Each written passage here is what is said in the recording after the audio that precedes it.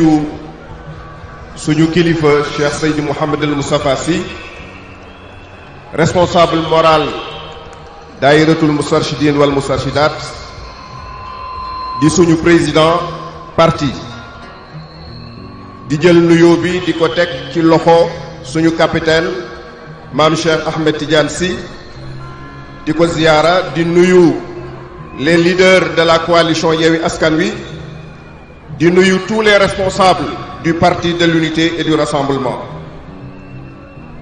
dañ ñoo jox kàddu gi pour ñu wax Serigne Moustapha en tant que responsable moral du Daïratul Moustarchidine wal Moustarchidat mais en même temps président du parti de l'unité et du rassemblement. Au passage ñuy nuyu tous les responsables du mouvement ñoom Imam Samba ak responsable commission yi ñoom ñëpp ñu ngi ci jataay bi pour wéttali les militants du PUR. Célébrer les 25 ans du PUR waaye dañ koy célébrer sans euphorie parce que l'heure n'est pas à la fête, l'heure est au combat. Combat contre l'injustice, combat contre la restriction des libertés, combat contre l'arbitraire, combat contre le troisième mandat, combat contre toute tentative de réduire l'opposition à sa plus simple expression, combat contre la détention arbitraire de Massata Samb et de Mamadou Niang. L'heure n'est pas à l'euphorie, car l'heure est grave, mais la gravité de l'heure ne saurait empêcher la détermination des militants convaincus à la cause du PUR. Célébrer les 25 ans du PUR,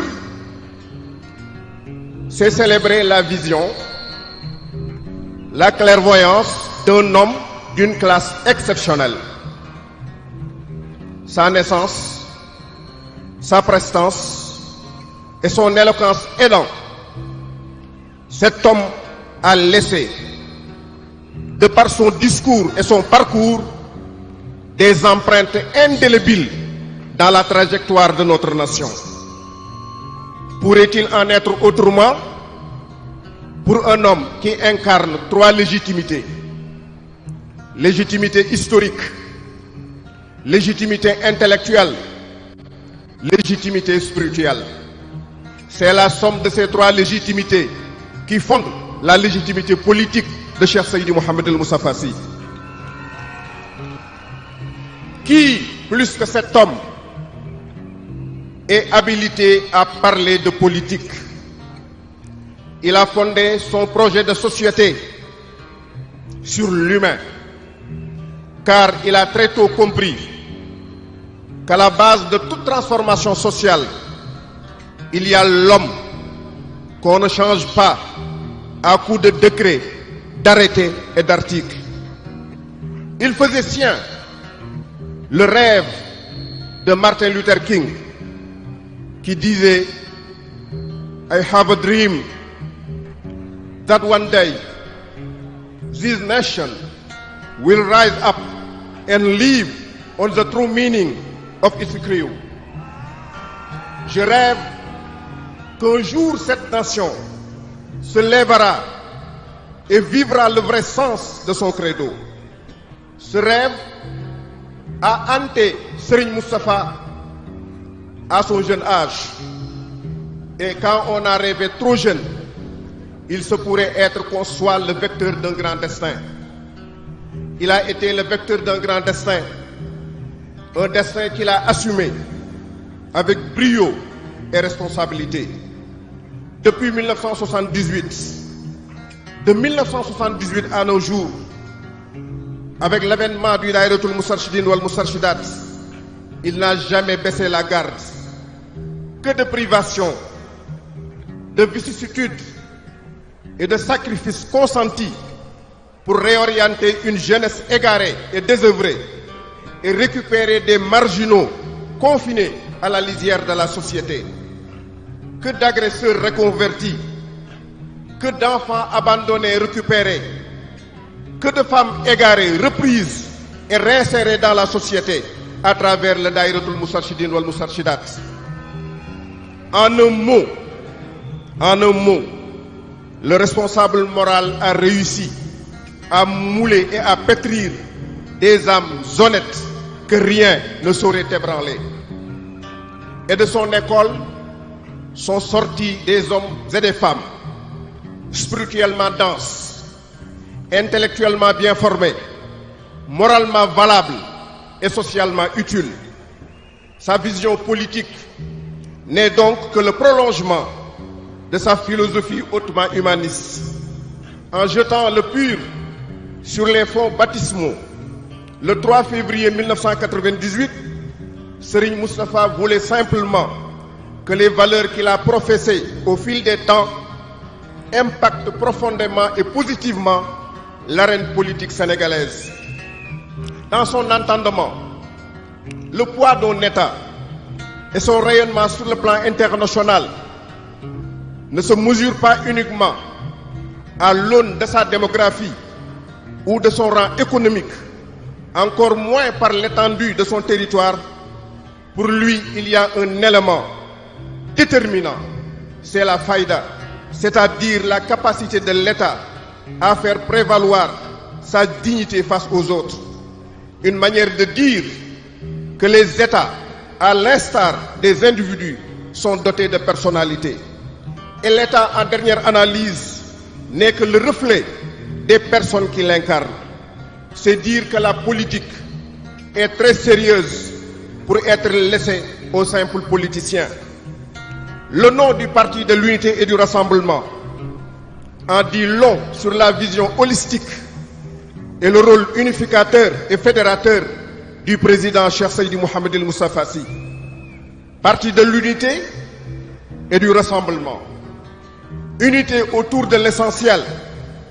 Rassemblement pour une synergie des cœurs, des esprits et des énergies. Cette vision est magnifiquement symbolisée par la charte graphique du parti. Deux blanches colombes, symbole de paix et de pureté, partageant ce fameux rameau, signe de résurrection politique, porteuse d'espoir pour toute une nation. Au vu de tout cela, quoi de plus normal que les milliers de disciples du Cheikh et membres du Daïratul Moustarchidine wal Moustarchidat se mobilisent pour porter son projet politique. C'est là tout le sens de notre engagement en tant que Moustarchidine convaincu, mais en tant que militant engagé du Parti de l'Unité et du Rassemblement. C'est aussi la signification de notre présence massive à ce rendez-vous historique. Vive Cheikh Seydi Mouhamed El Moustapha Sy. Vive le pur. Free Massata. Free Mamadou Niang. Vive le Sénégal. Uni, heureux et prospère. benn kàddu laa ciy teg ci wolof. 25 ans pur la ñuy célébrer. muy un quart de siècle. ñuy profiter di nuyu suñu kilifa Cheikh Seydi Mouhamed El Moustapha di jël nuyoo bi di ko teg ci loxo capitaine. waaye Serigne Moustapha 25 ans lañ tudd ci pur.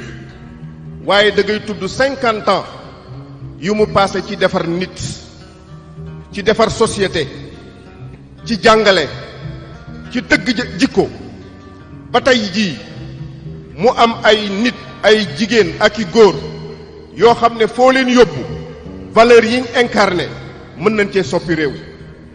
40 ans 50 ans Serigne Moustapha dafa teg cin loo xam ne ay valeur la ci doon togg. valeur yooyu mu doon togg nag dafa jot tey ñu yàq ko ci ndabal politique pour mu changer société bi. ñu xam ne Sénégal fii mu nekk dafi war a jóge dem feneen te ñu ko fa war a jële fii yóbbu ko feneen mooy ñi nàmp ci ween wu sell woowu wa nga xam ne valeur la leen jàngal, dignité la leen jàngal, ngor la leen jàngal, dëggu la leen jàngal, bëgg sa réew la leen jàngal. boo xoolee trajectoire u Daïratul Moustarchidine wal Moustarchidat, c'est un projet de société mûrement réfléchi, femmes yi wax nañ ko léegi en 87 mu ne jigéen ñi dama leen di former jox leen la personnalité danaa jëmbat ci ñoom fayda ba nga xam ne ku leen xool xam ne ay jigéen yu digne lañu mu jël jeunes yi ne leen danaa leen jox responsabilité pour ngeen xam ne penc mi lu fi war a jag yéen a war a taxaw pour mu jag mu jël xale yi ne leen danaa leen jox éducation mooy danaa leen yar parce que xale boo ko yarul yàq nga avenir am mu jël 3e âge ne danaa leen jox enracinement parce que yéen a war a sàmm ndonali yéen a war a sàmm valeurs yi c'est un projet de société boo xam ne mûrement réfléchi kon le PUR nekkul lu dul point de chute ci philosophie bi nga xam ne moom la Cheikh Moustapha Massa incarné buñ naan parti daayira nag dañoo xamul gis nga vision bii mu am la gët waxoon ne si tel est l'islam ne sommes-nous pas tous des musulmans mais si tel est le daayiratul Moustarchidine wal Moustarchidaat ne sommes-nous pas tous des Moustarchides maam Cheikh Capitaine waxoon na ko duma ci dellusi kon ñi ngi sant ñëpp di gërëm ñëpp di yemale foofu kàddu yi ndax